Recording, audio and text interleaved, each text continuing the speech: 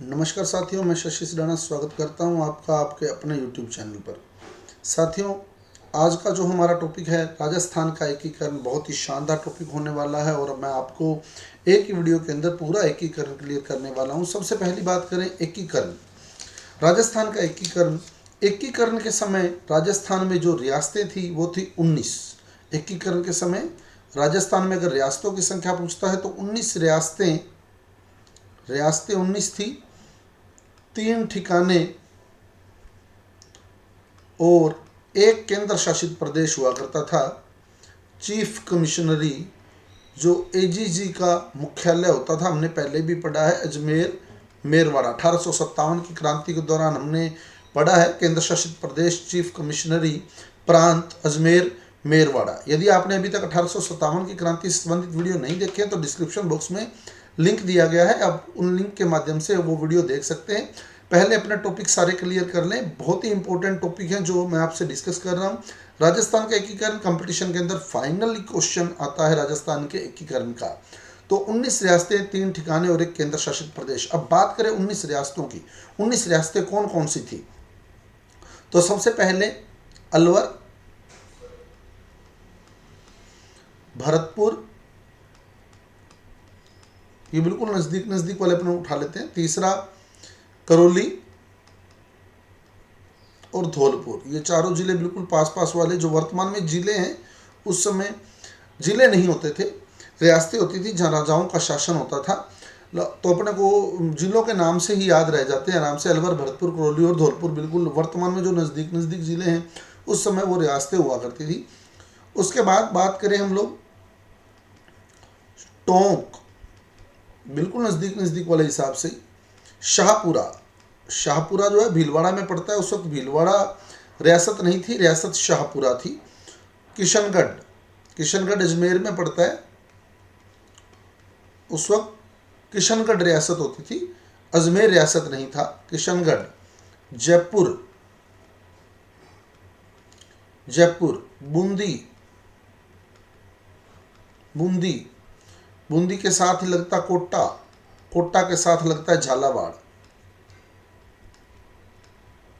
तो ये रियासतें 11 रियासतें हो गई। उसके बाद झालावाड़ से आगे चले तो प्रतापगढ़ रियासत हुआ करती थी, प्रतापगढ़। प्रतापगढ़ के साथ लगता है बांसवाड़ा रियासत होती थी, बांसवाड़ा।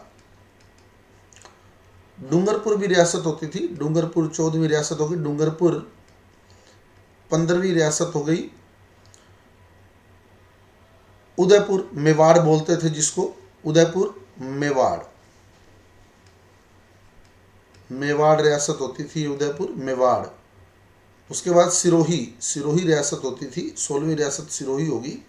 उसके बाद जैसलमेर, जैसलमेर रियासत होती थी। उसके बाद जोधपुर, मारवाड़ रियासत बोला जाता था, जोधपुर, मारवाड़, मारवाड़। और लास्ट जो है बीकानेर। ये 19 रियासतें हुआ करती थी एकीकरण के समय। 19 रियासतें, 3 ठिकाने होते थे जिसमें से निमराना, निमराना, दूसरा लावा, लावा, और तीसरा कुशलगढ़, कुशलगढ़। निमराना अलवर के अंदर, लावा टोंक के अंदर है और कुशलगढ़ जो है बांसवाड़ा के अंदर है। और केंद्र शासित प्रदेश होता था अजमेर मेरवाड़ा, अजमेर मेरवाड़ा। अजमेर मेरवाड़ा जो था वो उस समय केंद्र शासित प्रदेश हुआ करता था। तो ये एकीकरण के समय जो था सिस्टम था राजस्थान का। और एकीकरण की जो शुरुआत है जून 1947 में माउंटबेटन योजना आई थी। माउंटबेटन योजना, माउंटबेटन योजना, माउंटबेटन योजना। अब माउंटबेटन योजना क्या थी? माउंटबेटन योजना के अनुसार जो रियासत भारत संघ में मिलना चाहती है वो भारत संघ में मिल सकती है, जो रियासत पाकिस्तान में जाना चाहती है वो पाकिस्तान में जा सकती है, और जो रियासत अपना स्वतंत्र अस्तित्व चाहती है वो अपना स्वतंत्र अस्तित्व भी रख सकती है। यह माउंटबेटन योजना थी। इसी योजना के तहत ही एकीकरण हुआ था। रियासतों को भारत संघ में या पाकिस्तान में शामिल होने का अधिकार दिया गया था और सारी रियासतों को इकट्ठा किया गया था। तो जून 1947 में माउंटबेटन योजना आती है। जुलाई 1947 के अंदर रियासती विभाग का गठन किया जाता है।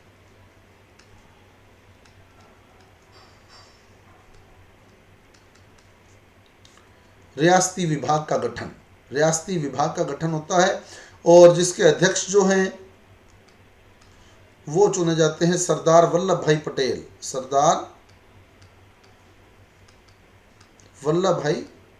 पटेल और सचिव चुना जाता है वीपी मेनन। रियासती विभाग का गठन होता है, अध्यक्ष वल्लभ भाई पटेल और सचिव वीपी मेनन को चुना जाता है। तो ये एकीकरण की शुरुआत थी हमारे पास। उसके बाद हम बात करें अगर एकीकरण जो है कितने चरणों में पूरा हुआ, तो राजस्थान का एकीकरण जो है वो 7 चरणों में पूरा हुआ था। 7 चरणों में पूरा हुआ था राजस्थान का एकीकरण। अब एक बार रियासतें वापस देख लें ताकि क्लियर हो जाए हमें कहानी का सारी। अलवर, भरतपुर, करौली, धौलपुर, टोंक, किशनगढ़, शाहपुरा, बूंदी, कोटा, झालावाड़, जयपुर, मारवाड़, बीकानेर, जैसलमेर, प्रतापगढ़, बांसवाड़ा, डूंगरपुर, उदयपुर, सिरोही। तो ये रियासतें होती थी। 19 पूरी होंगी। तो ये रियासतें हुआ करती थी उस समय, 19 रियासतें और 3 ठिकाने होते थे। अलवर के अंदर था निमराना, टोंक के अंदर लावा और बांसवाड़ा के अंदर कुशलगढ़। ये 3 ठिकाने हुआ करते थे उस समय। और एक केंद्र शासित प्रदेश होता था अजमेर मेरवाड़ा केंद्र शासित प्रदेश हुआ करता था, अजमेर मेरवाड़ा। तो ये उस समय राजस्थान के अंदर रियासती व्यवस्था थी पूरी। 7 चरणों में एकीकरण पूरा होता है। पहले 3 चरण 1948 में होते हैं। याद रखने का तरीका ध्यान रखना, पहले 3 चरण 1948 में होते हैं। फिर अगले 2 चरण 1949 में होते हैं। फिर 1 चरण 1950 में होता है और लास्ट चरण होता है 1956 के अंदर। तो इस तरह से 7 चरणों में एकीकरण पूरा होता है। 3 चरण 1948, 2 चरण 1949, 1 चरण 1950 और 1 चरण 1956। तो ये 7 चरणों में एकीकरण पूरा हुआ। पहला चरण जो हुआ, तिथियां याद करेंगे, पहले दिनांक याद करेंगे क्योंकि दिनांक डायरेक्ट पेपर में पूछी जाती है कि चौथा चरण कब हुआ था, 5वां चरण कब हुआ था, तीसरा चरण कब हुआ था। तो याद रखने का तरीका फिर क्लियर कर लें। पहले 3 चरण 1948 में, 2 चरण 1949 में, 1 चरण 1950 में और 1 चरण 1956 में। अब 1948 वाला चरण, पहला चरण हुआ था 18 मार्च को। 18 मार्च को पहला चरण होता है, 18 मार्च को। तो पहला चरण 18 मार्च 1948, प्रथम चरण 18 मार्च 1948। दूसरा चरण एक हफ्ते बाद यानी 25 मार्च दूसरा चरण हो गया 25 मार्च। याद रखने का तरीका बहुत आसान है। पहला चरण याद रख लो 18 मार्च, दूसरा चरण याद हो गया एक हफ्ते बाद 25 मार्च। तीसरा चरण पहले चरण के राइट 1 महीने बाद, मतलब पहला चरण 18 मार्च को हुआ था तो तीसरा चरण 18 अप्रैल 1948। तो 3 चरण याद हो गए होंगे। पहला चरण 18 मार्च 1948, फिर हफ्ते बाद 25 मार्च 1948, फिर नेट 1 महीने बाद 18 अप्रैल 1948।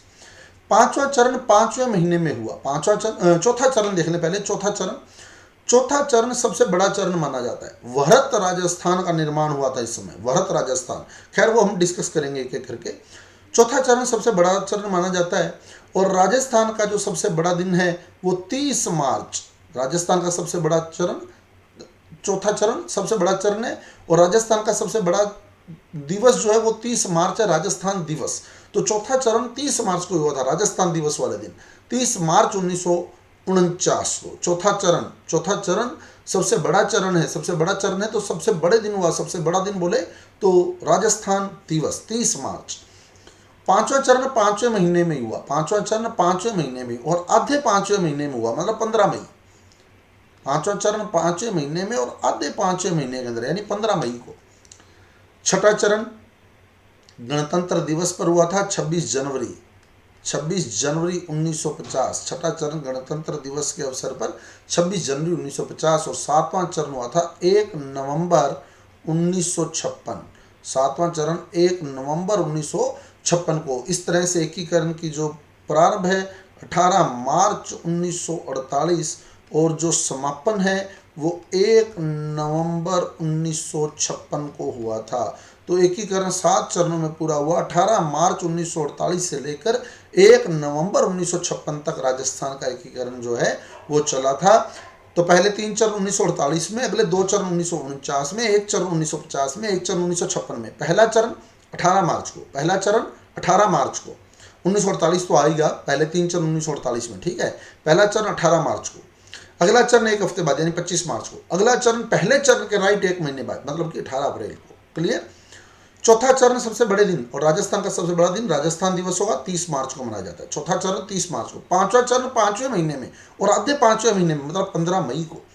छठा चरण गणतंत्र दिवस मतलब 26 जनवरी को। सातवां चरण 1 नवंबर 1956 को। मतलब कुल मिलाकर राजस्थान का जो एकीकरण है 18 मार्च 1948 से लेकर 1 नवंबर 1956 तक चलता है। यानी इसमें 8 वर्ष 7 माह और 14 दिन लगते हैं। आप कैलकुलेट भी कर सकते हैं। देखो 1 नवंबर 1956 मतलब 1/11/1956, 1 नवंबर 1956 और घटाना है अपने को। शुरू हुआ था जब ये 18 मार्च मतलब तीसरा महीना 1948, ये लेस करना है। 1/11/1956 में से 18/3/1948 को लेस करना है। अब अपने लेस करते हैं इसको, ठीक है। अब लेस करके देखते हैं कैसे लेस करेंगे। देखो अब 1 में से 18 घट नहीं सकता, तो अपने एक हासिल लेंगे इधर से। तो जब इधर से हासिल लेंगे तो 10वां, यहाँ 10 महीने रह जाएंगे, 10 महीने रह गए और इधर महीने में 30 दिन चलेंगे, ठीक है। क्योंकि हमने अक्टूबर वाला महीना जो है, नवंबर तो शुरू ही हुआ है 11, अक्टूबर वाला महीना हासिल के रूप में ले लिया, तो अक्टूबर के महीने में 30 दिन होते हैं, तो 30 दिन उधर जोड़ दिए। एक पहले था, 30 दिन और जोड़ दिए तो 31 दिन हो गए। अब 31 में से 18 गए तो 13 बचते हैं, लेकिन 18 तारीख को इंक्लूड करेंगे हम लोग, क्योंकि 18 को तो शुरू हो ही गया था ये, इसलिए दिन हो जाएंगे 14। 31 में से 18 घटाए तो 13 बचते हैं, लेकिन 18 तारीख इंक्लूड करेंगे। 18, 19, 20, 3 तो यही हो गए।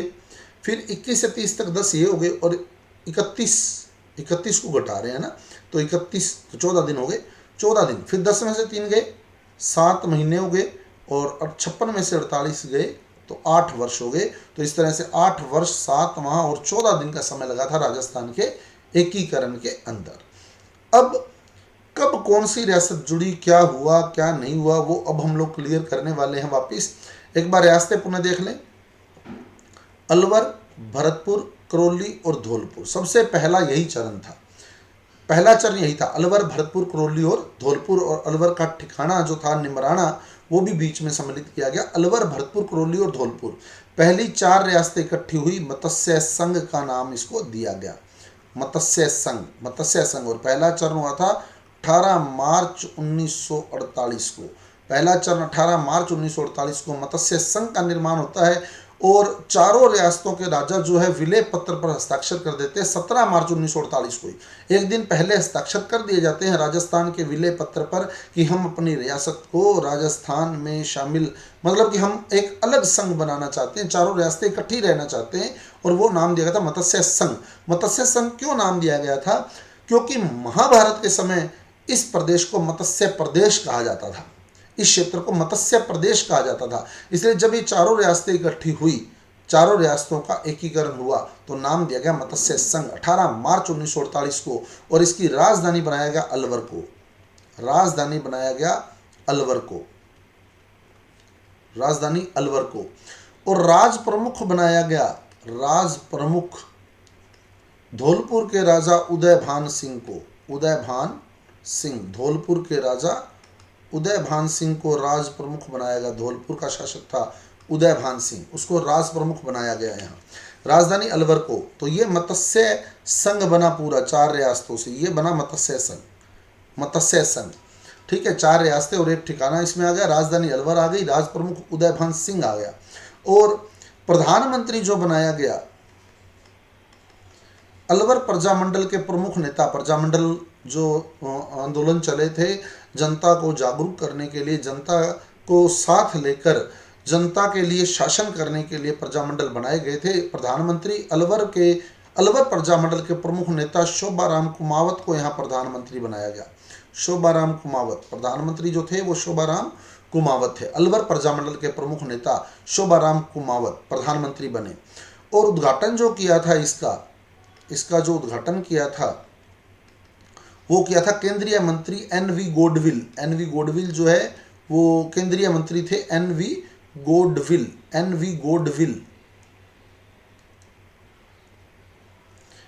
गोडविल उद्घाटन करता थे यहाँ, एन.वी. गोडविल। और इसका नामकरण जो किया था, नामकरणकर्ता मत्स्य संघ नाम रखने वाले कन्हैया लाल माणिक्य लाल मुंशी, के.एम. मुंशी नामकरण करता थे इसके, के.एम. मुंशी। और ये पूरी योजना जो है भरतपुर के लोहगढ़ किले के अंदर बनाई गई थी। मत्स्य संघ के निर्माण की जो योजना है पूरी भरतपुर के लोहगढ़ दुर्ग के अंदर की गई थी। तो ये सारा पहला चरण हो गया हमारा पूरा। ABCD 4 रियासतें इसमें आती है, अलवर, भरतपुर, करौली और धौलपुर। यहाँ मैंने निशान गलत लगा दिया है। अलवर से आपने स्टार्ट करना है। अलवर, भरतपुर, करौली और धौलपुर, ये 4 रियासतें यहाँ आती है। अलवर, भरतपुर, करौली और धौलपुर। मत्स्य संघ अलवर, भरतपुर, करौली और धौलपुर मत्स्य संघ का निर्माण होता है इन चारों रियासतों को लेकर।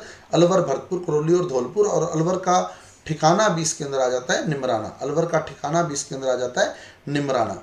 और राजधानी बनाया जाता है अलवर को, राजप्रमुख बनाया जाता है उदयभान सिंह को, प्रधानमंत्री चुना जाता है शोभाराम कुमावत को, उद्घाटन करता होते हैं एन.वी. गोडविल और नामकरण किया जाता है के.एम.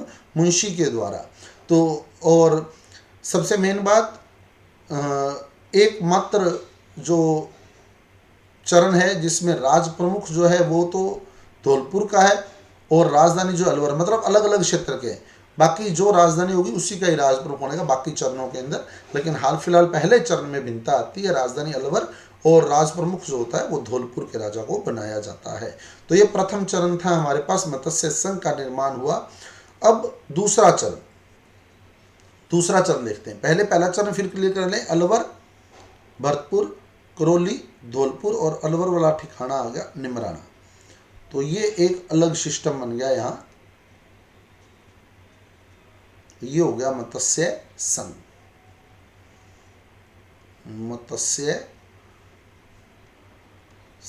जिसका निर्माण हुआ कब? 18 मार्च 1948 को। 18 मार्च 1948 को मत्स्य संघ का निर्माण होता है। अब दूसरा चरण, द्वितीय चरण कब हुआ? पहले चरण के राइट एक हफ्ते बाद, मतलब 25 मार्च 1948 को।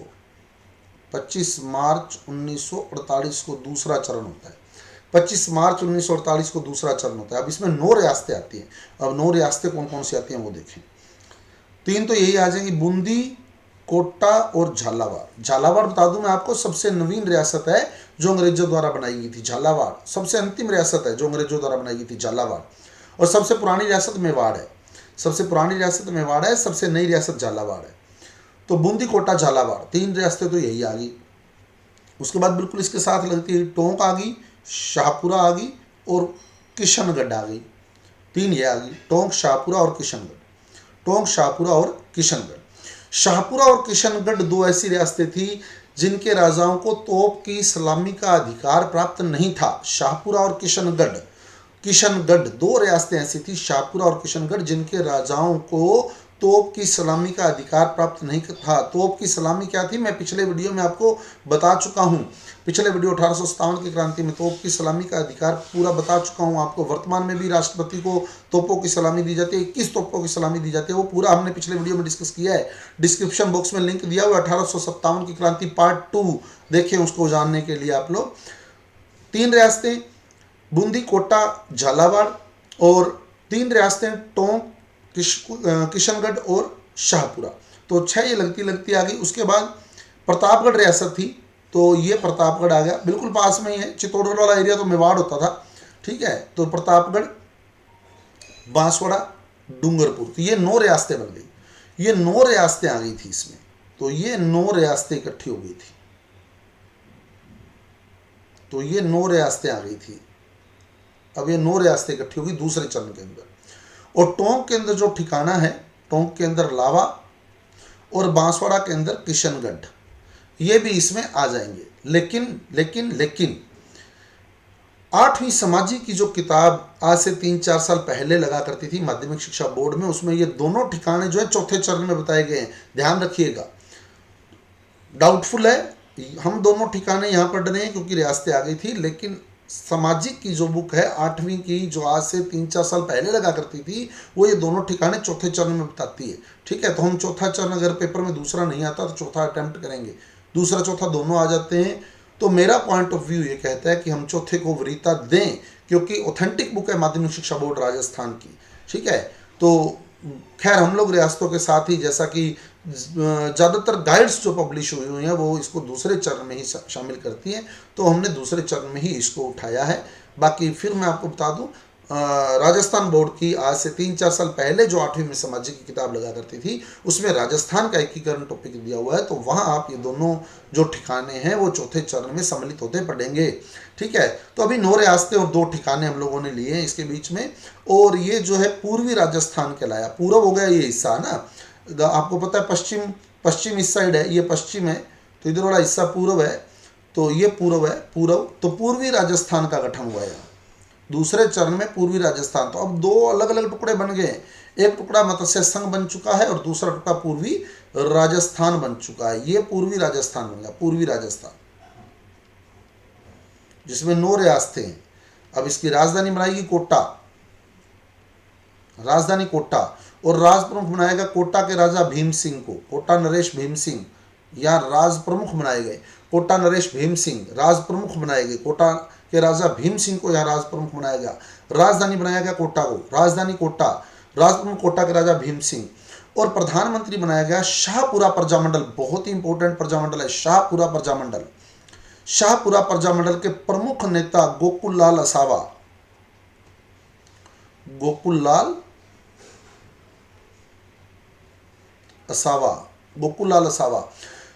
लाल असावा जो थे वो शाहपुरा प्रजामंडल के प्रमुख नेता थे, और इनके प्रयासों से शाहपुरा के अंदर सबसे पहले उत्तरदायी शासन की स्थापना हुई थी। गोकुल लाल असावा के प्रयासों से शाहपुरा के राजा सुदर्शन देव ने सबसे पहले पूरे भारत के अंदर, सबसे पहले पूरे राजस्थान के अंदर सबसे पहले उत्तरदायी शासन की स्थापना जो हुई थी वो शाहपुरा के अंदर हुई थी। पूरी मंत्रिमंडल का गठन जो है वो शाहपुरा के अंदर कर दिया गया था। सबसे पहले अगर मैं कहूँ उत्तरदायी शासन की स्थापना हुई तो वो शाहपुरा के अंदर ही हुई। तो शाहपुरा प्रजामंडल के प्रमुख नेता थे गोकुल लाल असावा, जिनको दूसरे चरण में प्रधानमंत्री चुना जाता है, और उद्घाटन यहाँ भी केंद्रीय मंत्री NV गोडविल द्वारा ही किया जाता है। उद्घाटन यहाँ भी केंद्रीय मंत्री NV गोडविल ही करते हैं।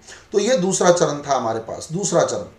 तीसरे चरण में कोई ज्यादा विशेष नहीं हुआ। तीसरे चरण में क्या हुआ, तीसरा चरण मैं आपको यही बता देता हूं। तीसरा चरण कब हुआ? 18 अप्रैल 1948 को। पहले चरण के राइट 1 महीने बाद 18 अप्रैल 1948 को। उस समय ये उदयपुर भी पूर्वी राजस्थान में शामिल हो गया। मतलब ये वाला जो टुकड़ा था ये इकट्ठा हो गया इसके अंदर, बस ये टुकड़ा इकट्ठा हो गया था ऐसे, ये बन गया पूरा। मतलब अब तीसरे चरण में 10 रियासतें हो गई, 9 तो दूसरे चरण वाली, और एक उदयपुर भी शामिल हो। वो 4 अलग ही पड़ी थी मत्स्य संघ वाली, वो अभी अंदर नहीं जुड़ी थी। ठीक है, तो 10 रियासतें इकट्ठी हो गई। इसमें 9 रियासतों के साथ उदयपुर भी आकर जुड़ गया। और उदयपुर के राजा थे भूपाल सिंह। उदयपुर के महाराणा भूपाल सिंह ने 11 अप्रैल को ही साइन कर दिए थे। 11 अप्रैल 1948 को ही हस्ताक्षर कर दिए थे विलय पत्र पर। 11 अप्रैल 1948 को ही हस्ताक्षर कर दिए थे उदयपुर के राजा भूपाल सिंह ने, उदयपुर के महाराणा भूपाल सिंह ने 11 अप्रैल 1948 को विलय पत्र पर हस्ताक्षर कर दिए थे। लेकिन इस चरण में जो संयुक्त राजस्थान बना था, इसको नाम दिया गया था तीसरे चरण में संयुक्त राजस्थान। इसका उद्घाटन जो है वो 18 अप्रैल को हुआ था। तो इसलिए तिथि जो है वो 18 अप्रैल ही हम लोग पढ़ते हैं, क्योंकि इसका उद्घाटन जो है वो 18 अप्रैल को माना जाता है। 18 अप्रैल को इसका उद्घाटन हुआ था। 18 अप्रैल को इसका उद्घाटन हुआ था तीसरे चरण का। संयुक्त राजस्थान का उद्घाटन 18 अप्रैल को होता है। और जवाहरलाल नेहरू, पंडित जवाहरलाल नेहरू यहाँ इसको उद्घाटन करते हैं इसका, संयुक्त राजस्थान का। और इसमें जो राज प्रमुख होता है वो उदयपुर के राजा को बनाया जाता है। राज प्रमुख उदयपुर के राजा को बनाया जाता है, भोपाल सिंह को बनाया जाता है, और कोटा के राजा भीम सिंह को उपराज प्रमुख बना दिया जाता है। तो राज प्रमुख हो गया भूपाल सिंह, भूपाल सिंह राज प्रमुख और भीम सिंह उपराज प्रमुख। कोटा के राजा भीम सिंह को उपराज प्रमुख और उदयपुर के राजा भोपाल सिंह को राज प्रमुख और राजधानी उदयपुर को बना दिया जाता है, राजधानी उदयपुर को बना दिया जाता है। और यहाँ जो प्रधानमंत्री होते हैं वो उदयपुर प्रजामंडल के प्रमुख नेता माणिक्यलाल वर्मा, प्रधानमंत्री माणिक्यलाल वर्मा होते हैं और उप प्रधानमंत्री गोकुललाल असावा बनते हैं। तो प्रधानमंत्री यहाँ बनते हैं माणिक्यलाल वर्मा। तीसरे चरण में जो प्रधानमंत्री का पद दिया जाता है वो माणिक्यलाल वर्मा को दिया जाता है। माणिक्यलाल वर्मा फेमस है राजस्थान के अंदर, माणिक्यलाल वर्मा नाम सुना होगा आप लोगों ने। तो माणिक्यलाल वर्मा को प्रधानमंत्री और गोकुललाल असावा जो पहले दूसरे चरण में प्रधानमंत्री थे उनको उप प्रधानमंत्री का पद दिया जाता है। तो ये तीसरा चरण हो गया हमारे पास। अब राजधानी बन गई है उदयपुर। तीसरे चरण में 10 रियासतें इकट्ठी हो चुकी हैं, 9 रियासतें दूसरे चरण वाली और 1 रियासत उदयपुर। और दूसरे चरण में जो नाम दिया गया था वो दिया गया था पूर्वी राजस्थान, और पूर्वी राजस्थान में उदयपुर और शामिल हो गया तो बन गया संयुक्त राजस्थान। तो अब 10 रियासतें इकट्ठी हो चुकी हैं। अब एक बार फिर क्लियर कर लें, पहले मत्स्य संघ बना अलवर, भरतपुर, करौली, धौलपुर, ये पहला चरण होगा, ठीक है। मत्स्य संघ ये हम ले लेते हैं फर्स्ट चरण। अब सेकंड चरण में 3 रियासतें तो ये आ गई बूंदी, कोटा, झालावाड़। झालावाड़ सबसे नई रियासत है, बता चुका हूं मैं आपको। फिर किशनगढ़, शाहपुरा और टोंक। शाहपुरा सबसे छोटी रियासत है, शाहपुरा सबसे छोटी रियासत शाहपुरा है। और शाहपुरा के अंदर सबसे पहले मंत्रिमंडल की स्थापना हुई थी, सबसे पहले उत्तरदायी शासन स्थापित हुआ था शाहपुरा के अंदर। और शाहपुरा और किशनगढ़ 2 रियासतों को तोपों की सलामी का अधिकार नहीं था। और टोंक एकमात्र मुस्लिम रियासत थी, टोंक जो है वो मुस्लिम रियासत थी। और भरतपुर जो है वो जाट रियासत थी, भरतपुर जाट रियासत थी और टोंक मुस्लिम रियासत थी। क्लियर। उसके बाद 3 रियासतें यहाँ से उठी, प्रतापगढ़, बांसवाड़ा और डूंगरपुर। तो ये 9 रियासतें और 2 ठिकाने हमने इसके बीच में लिए, ये बना पूर्वी राजस्थान। ये पूर्वी राजस्थान बना सेकंड चरण। पहले चरण में बना मत्स्य संघ, दूसरे चरण में बना पूर्वी राजस्थान। तीसरे चरण में इसमें उदयपुर और शामिल कर लिया गया, मतलब मेवाड़ और शामिल कर लिया गया। अब ये बन गया तीसरे चरण में संयुक्त राजस्थान। 10 रियासतें हो चुकी हैं। यहाँ 4 रियासतें थी, अलग पड़ी थी, यहाँ 9 रियासतें हैं। और ये यहाँ 9+1 मतलब पूर्वी राजस्थान में उदयपुर और शामिल हो गया, इकट्ठा ही था ये 9+1 10 रियासतें हुई। अब आता है चौथा चरण। चौथा चरण मैंने आपको पहले भी कहा बड़ा चरण था। बड़ा चरण था तो बड़ी बड़ी रियासतें उठा ले, जैसलमेर, जोधपुर, बीकानेर और जयपुर। ये चारों रियासतें जो थी वो संयुक्त राजस्थान में आ गई थी। ये चारों रियासतें, सिरोही अभी नहीं आया, ठीक है, सिरोही अभी नहीं आया है। ये चारों रियासतें जो हैं वो संयुक्त राजस्थान में शामिल हो गई। मतलब अब इस तरह से गंगानगर वुगानर सारे बीकानेर में आते थे, ठीक है, और ये सिक्कर सुक्कर जयपुर का टुकड़ा थे। तो ये वाला टुकड़ा जो है राजस्थान का इकट्ठा हो गया, ये वाला टुकड़ा, ये इतना टुकड़ा जो है वो राजस्थान का इकट्ठा हो गया, इतना टुकड़ा।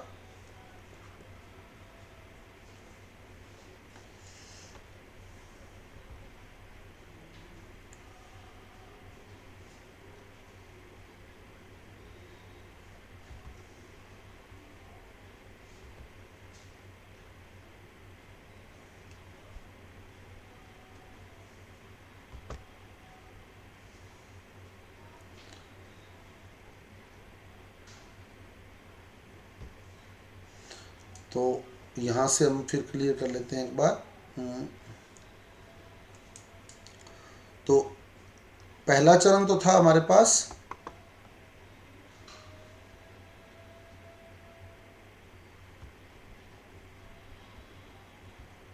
मत्स्य संघ का निर्माण हुआ था पहले चरण में, तो ठीक है। और फिर उसके बाद सेकंड चरण में पूर्वी राजस्थान बना था। थर्ड चरण में संयुक्त राजस्थान बना। पहले चरण में हमने पढ़ा ये 4 रियासतें आई, अलवर, भरतपुर, करौली और धौलपुर, ठीक है, मत्स्य संघ बना। दूसरे चरण में 3 रियासतें तो ये आ गई बूंदी, कोटा, झालावाड़। और 3 रियासतें ये आ गई किशनगढ़, शाहपुरा और टोंक। और फिर यहाँ से प्रतापगढ़, बांसवाड़ा और डूंगरपुर। तो ये रियासतें आ गई 9, ये 9 रियासतें आ गई और ये बन गया पूर्वी राजस्थान। ये टुकड़ा इकट्ठा हो गया पूर्वी राजस्थान, ये पूर्वी राजस्थान हो गया। उसके बाद तीसरे चरण के अंदर उदयपुर भी इसमें शामिल हो गया, संयुक्त राजस्थान। चौथे चरण में 4 बड़ी बड़ी रियासतें जयपुर, बीकानेर, मारवाड़ और जैसलमेर। मारवाड़ बोले तो जोधपुर, सिरोही नहीं आया था अभी। तो ये टुकड़ा सारा इकट्ठा हो गया था, मतलब कि इतना राजस्थान जो है वो एक साथ कर लिया गया। अब ये टुकड़ा इकट्ठा हो गया राजस्थान का। अब राजस्थान का बहुत बड़ा टुकड़ा जो है इकट्ठा हो चुका था, इसलिए चौथे चरण को सबसे बड़ा चरण माना जाता है। और सबसे बड़े दिन मतलब कि 30 मार्च को और 1949 में हुआ, और नाम भी वरहत राजस्थान दिया गया था। नाम भी क्या दिया गया? वरहत राजस्थान। और कॉमन सी बात है, अब राजधानी जयपुर बन जाएगी, राजधानी जयपुर बन जाएगी, राजधानी बन गई जयपुर। और यहाँ मैं आपको बता दूं, राजधानी जयपुर बन गई और यहाँ जो भोपाल सिंह थे, भोपाल सिंह, उनको महाराज प्रमुख बना दिया गया। भोपाल सिंह जो उदयपुर के महाराणा थे, भोपाल सिंह जिनको हमने तीसरे चरण में पढ़ा है, उनको महाराज प्रमुख बना दिया गया आजीवन। भोपाल सिंह को आजीवन महाराज प्रमुख का दर्जा दे दिया गया, भोपाल सिंह। और जयपुर के राजा मान सिंह द्वितीय को आजीवन राज प्रमुख बना दिया गया। मान सिंह, जयपुर के राजा मान सिंह द्वितीय आजीवन राज प्रमुख। और उप राज प्रमुख बना दिया गया कोटा नरेश भीम सिंह को, उप राज प्रमुख कोटा के राजा भीम सिंह को। और राजधानी बना दी गई जयपुर। राजधानी कौन सी बना दी गई? यहाँ राजधानी बना दी गई जयपुर। जयपुर को यहाँ राजधानी बना दिया गया, राजधानी बना दिया गया जयपुर को। और यहाँ 1949 तक आते आते जो है मुख्यमंत्री का पद जो है गठित कर दिया गया था रियासतों के अंदर। अब मुख्यमंत्री बोला जाता था, प्रधानमंत्री नहीं बोला जाता था। और हमारे पहले जो मुख्यमंत्री थे हीरालाल शास्त्री, तो हीरालाल शास्त्री को यहाँ मुख्यमंत्री चुना जाता है। हीरालाल शास्त्री मुख्यमंत्री होते हैं, हीरालाल शास्त्री। तो महाराज प्रमुख भोपाल सिंह, राज प्रमुख मान सिंह द्वितीय। पहले तो चौथा चरण देख ले, 4 बड़ी बड़ी रियासतें संयुक्त राजस्थान में जुड़ गई, वरहत राजस्थान नाम दे दिया गया। और सबसे बड़े दिन ही ये चरण पूरा हुआ 30 मार्च 1949 को। 30 मार्च, इसीलिए राजस्थान दिवस 30 मार्च को ही मनाया जाता है। राजधानी बन गई जयपुर। महाराज प्रमुख भोपाल सिंह बने आजीवन, राज प्रमुख मान सिंह द्वितीय बने आजीवन, उप राज प्रमुख कोटा के राजा भीम सिंह को बनाया गया और मुख्यमंत्री बना दिया गया हीरालाल शास्त्री को। तो इस तरह से ये चौथा चरण पूरा हुआ। अब पांचवां चरण, पांचवें चरण की अगर मैं बात करूं तो पांचवें चरण में क्या किया, ये पांचवां चरण, अब मैं यही बता देता हूं। 5th स्टेप क्या हुआ था? 5th कैसे बनेगा?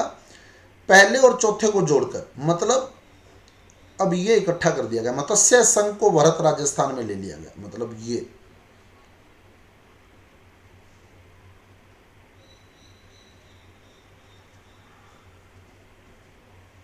कर दिया। पहला प्लस 1 + 4 = 5, सिंपल सी बात है। पांचवें चरण में 1 + 4 मतलब पहले और चौथे को इकट्ठा किया गया। मत्स्य संघ और वरहत राजस्थान को इकट्ठा किया गया, नाम दिया गया संयुक्त वरहत राजस्थान।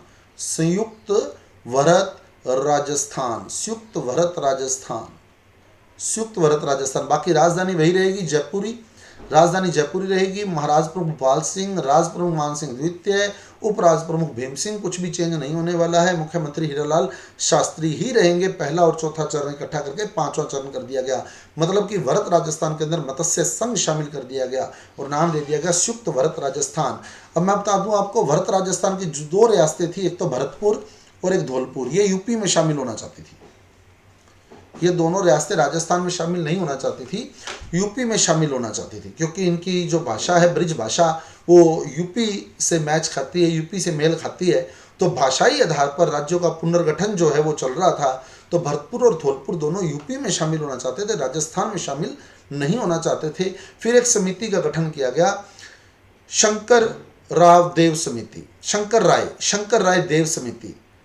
उस समिति का गठन किया गया था धौलपुर और भरतपुर के लिए, शंकर राय देव समिति। उसी समिति की सिफारिश पर ही धौलपुर और भरतपुर को राजस्थान में शामिल किया गया था। शंकर राय देव समिति, 2 रियासतें जो थी, शंकर राय देव समिति की सिफारिश पर धौलपुर और भरतपुर जो है राजस्थान में शामिल हुए थे, शंकर राय देव समिति की सिफारिश पर। तो इस तरह से अब आगे चलें, वापिस क्लियर करें। तो ए बी सी डी, पहले ये बना मत्स्य संघ, फिर 9 रियासतें बूंदी, कोटा, झालावाड़, किशनगढ़, शाहपुरा, टोंक, प्रतापगढ़, बांसवाड़ा, डूंगरपुर, ये बना पूर्वी राजस्थान। अभी इकट्ठे नहीं हुए थे दोनों। उसके बाद तीसरे चरण में पूर्वी राजस्थान में उदयपुर मिला लिया। चौथे चरण में पूर्वी राजस्थान के अंदर ये सारा एरिया मिला लिया, जयपुर, जोधपुर, जैसलमेर, बीकानेर, तो ये इकट्ठा कर लिया। और पांचवें चरण में मत्स्य संघ को भी बीच में ले गए, मतलब ये इकट्ठा कर लिया, संयुक्त भारत राजस्थान बन गया। छठे चरण में क्या किया, सिरोही जो रियासत बच गई थी, छठे चरण में सिरोही को भी बीच में ले लिया, सिरोही भी बीच में ले ली छठे चरण में, सिरोही छठे चरण में सिरोही ली गई। और आबू दिलवाड़ा को छोड़कर, आबू और दिलवाड़ा जो थे वो मुंबई प्रांत में मिलाए गए थे, बंबई प्रांत के अंदर मिलाए गए थे, तत्कालीन बंबई के अंदर मिलाए गए थे सिरोही के आबू और दिलवाड़ा। तो छठा चरण हुआ कब था, 26 जनवरी 1950 को। इसी दिन राजस्थान शब्द को मान्यता मिली थी। तो अब जो गठन हुआ छठे चरण में 26 जनवरी 1950 में, उसको बोला जाता है राजस्थान। तो राजस्थान शब्द को मान्यता जो है वो छठे चरण में मिली थी 26 जनवरी 1950 को। आबू और दिलवाड़ा जो थे वो बंबई प्रांत के अंदर मिलाए गए थे। यहाँ सिरोही के आबू और दिलवाड़ा, सिरोही बाकी तो मिला लिया गया, सिर्फ आबू और दिलवाड़ा को छोड़कर। आबू और दिलवाड़ा कहाँ मिलाए गए, बंबई प्रांत के अंदर मिलाए गए। और जो जनता थी वो राजस्थान में मिलना चाहती थी, आबू और दिलवाड़ा की जो जनता थी वो राजस्थान में मिलना चाहती थी। और वैसे आबू और दिलवाड़ा मिलाए कहाँ गए थे, बंबई प्रांत में मिलाए गए थे, तत्कालीन बंबई में मिलाए गए थे। तो फिर ये निर्णय जो है वो राज्य पुनर्गठन आयोग को सौंप दिया गया था कि आबू और दिलवाड़ा का क्या करना है। वो सरदार वल्लभ भाई पटेल और वीपी मेनन जो रियासती विभाग था, उन्होंने अपने ऊपर ना लेते हुए वो सौंप दिया राज्य पुनर्गठन आयोग को। और राज्य पुनर्गठन आयोग मतलब पुनर्गठन, राज्य का वापिस अगर कोई रियासत उल्ट पुल्ट करनी है या कोई क्षेत्र उल्ट पुल्ट करना है तो वो राज्य पुनर्गठन आयोग करेगा। फजल अली अध्यक्ष थे उसके। राज्य पुनर्गठन आयोग को यह मामला सौंप दिया गया था आबू और दिलवाड़ा वाला। अब आया सातवां चरण में वो जो भी बचा खुचा है वो सारा के सारा। और मैं बता दूं आपको, चलते हैं आगे, क्लियर कर देता हूं आपको थोड़ा। सातवां चरण कब हुआ, 1 नवंबर 1956 को। आबू और दिलवाड़ा, फजल अली आयोग ने स्वीकृति दे दी, सहमति दे दी कि इनको राजस्थान में ही मिलाया जाए। तो आबू और दिलवाड़ा राजस्थान में मिल गए। अजमेर मेरवाड़ा जो केंद्र शासित प्रदेश था वो भी 7वें चरण में आके मिला। अजमेर मेरवाड़ा जो केंद्र शासित प्रदेश था वो भी 7वें चरण में आके मिला। इससे पहले तक अजमेर मेरवाड़ा अपना अलग चल रहा था सिस्टम उसका। उसके जो 1952 के चुनाव हुए थे वो भी अलग ही हुए थे। 1952 के जो चुनाव थे अजमेर मेरवाड़ा के अलग ही थे। वो अपना स्वतंत्र राज्य था, उस वक्त तक स्वतंत्र राज्य था, गैर श्रेणी का राज्य था वो अजमेर मेरवाड़ा, गैर श्रेणी। अजमेर मेरवाड़ा जो था 1956 से पहले गैर श्रेणी का राज्य था। और इसके चुनाव अलग ही हुए थे। हरि भाऊ उपाध्याय इसके मुख्यमंत्री थे, एकमात्र मुख्यमंत्री रहे हैं अजमेर मेरवाड़ा के, हरि भाऊ उपाध्याय। क्योंकि उसके बाद 1956 में तो अजमेर मेरवाड़ा को राजस्थान में मिला लिया गया। 1956 के अंदर 1 नवंबर 1956 अजमेर मेरवाड़ा राजस्थान में शामिल हो गया। लेकिन उससे पहले अजमेर मेरवाड़ा जो था वो अपना स्वतंत्र अस्तित्व रखता था। तो इस तरह से 1 नवंबर 1956 को नवीन राजस्थान या पुनर्गठन राजस्थान, जो राजस्थान का नक्शा हम आज देख रहे हैं, वो 1 नवंबर 1956 को जो है वो संज्ञान में आया है सारी रियासतों के एकीकरण के बाद। 1 नवंबर 1956 को जो आज का स्वरूप है, जो वर्तमान राजस्थान का स्वरूप है, वो 1 नवंबर 1956 को आया है। आबू और दिलवाड़ा फजल अली आयोग समिति की सिफारिश पर या फजल अली आयोग की सहमति पर। फजल अली आयोग क्या थे, फजल अली आयोग क्या था, राज्य पुनर्गठन आयोग। फजल अली जो थे वो उसके अध्यक्ष थे। और इस समय बता दूं आपको, मुख्यमंत्री चुनाव हो चुके थे। मुख्यमंत्री, राजस्थान के पहले मुख्यमंत्री मोहनलाल सुखाड़िया, तो यहाँ मुख्यमंत्री मोहनलाल सुखाड़िया बने थे। मोहनलाल सुखाड़िया मुख्यमंत्री पद पर आसीन थे या मोहनलाल सुखाड़िया।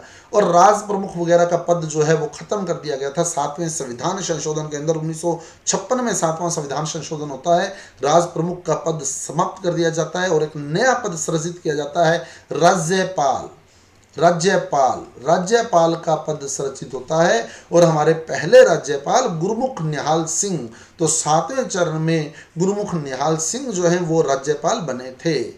और ये सारा एकीकरण जब हो रहा था उस समय ब्रिटेन के प्रधानमंत्री, इंपॉर्टेंट क्वेश्चन है, नोट कीजिएगा, क्लीमेंट एटली। क्लीमेंट एटली ब्रिटेन के प्रधानमंत्री थे, क्लीमेंट एटली, क्लीमेंट एटली। और फिर बता दूं मैं आपको, ये पूरा एकीकरण हमने डिस्कस कर लिया है, मोटी मोटी बातें मैं आपको फिर बता देता हूँ। सबसे पुरानी रियासत जो है वो मेवाड़ थी, सबसे नई रियासत जो है झालावाड़ थी, सबसे बड़ी रियासत जो है वो मारवाड़ जोधपुर थी, और सबसे छोटी रियासत जो है शाहपुरा थी। शाहपुरा और किशनगढ़ दो ऐसी रियासतें थी जिन्हें तोप की सलामी का अधिकार प्राप्त नहीं था। टोंक एकमात्र मुस्लिम रियासत थी, भरतपुर एकमात्र जाट रियासत थी, भरतपुर एकमात्र जाट रियासत थी, टोंक एकमात्र मुस्लिम रियासत थी। शाहपुरा के अंदर सबसे पहले उत्तरदायी शासन की स्थापना हुई थी। गोकुल लाल असावा जो शाहपुरा प्रजामंडल के प्रमुख नेता थे, उनके प्रतिनिधित्व के अंदर वहां के राजा सुदर्शन देव ने सबसे पहले जो है वो उत्तरदायी शासन की स्थापना की थी। तो सबसे पहले उत्तरदायी शासन स्थापित करने वाली रियासत शाहपुरा, शाहपुरा। और बांसवाड़ा के जो राजा थे चंद्रवीर सिंह, चंद्रवीर सिंह जब ये विलय पत्र पर हस्ताक्षर कर रहे थे, चंद्रवीर सिंह जब विलय पत्र पर हस्ताक्षर कर रहे थे, तो विलय पत्र पर हस्ताक्षर करते समय चंद्रवीर सिंह ने कहा था, मैं अपने डेथ वारंट पर हस्ताक्षर कर रहा हूं, मैं अपने डेथ वारंट पर हस्ताक्षर कर रहा हूं। तो ये था साथियों हमारा आज का वीडियो राजस्थान का एकीकरण। उम्मीद करता हूं आपको सारे चरण समझ आए होंगे। यदि आपको हमारा वीडियो बेहतर लगा है, समझ आया है, तो कृपया इसे शेयर कीजिए, लाइक कीजिए, और साथ ही साथ बेल आइकन का बटन भी ऑन कर दीजिएगा ताकि आने वाले वीडियो का नोटिफिकेशन आपको नोटिफिकेशन बॉक्स में मिल सके। तो मिलते हैं अगले वीडियो में नई जानकारी के साथ। धन्यवाद। जय हिंद, जय भारत।